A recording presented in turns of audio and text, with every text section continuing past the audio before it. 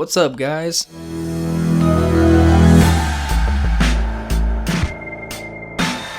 So I know a lot of people probably got this game for free from the Epic Store, right? And it's just been sitting in your library waiting for you to download it because, I have so many games to play and not enough time to play half of them. Well, I'm gonna tell you everything you need to know about this game so you can decide if it's worth reading.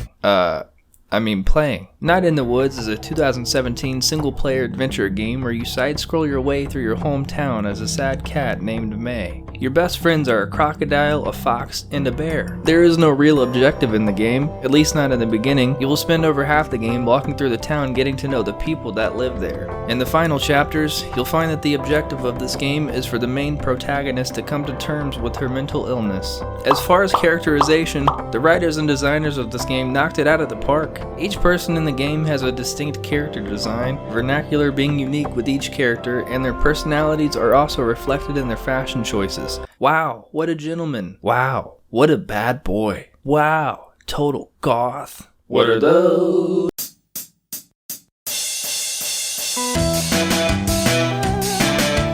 The soundtrack of this game is phenomenal, building the atmosphere of the various locations and helping to provoke emotions during meaningful and plot-guiding dialogue. The composer Alec Halauka makes you feel happy, sad,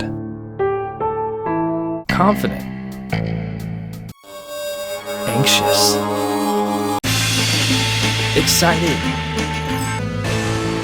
and horrified with his musical prowess. Unfortunately, this is where my praise for the game ends. While Night in the Woods has a strong plot, memorable characters, and a unique soundtrack, there isn't much to be said about the gameplay, if you can even call it that. Sure, you can find some instances of what might be called platforming, although that would be a generous definition. In my mind, when I think of what platforming is, I think Mario, Metroid, Meat Boy, jumping, dodging, stomping, shooting, chasing, collecting. There's risk, and there's reward. In Night in the Woods, there is no risk, and certainly no reward. During band practice, there are sequences where you get to play rhythm minigames.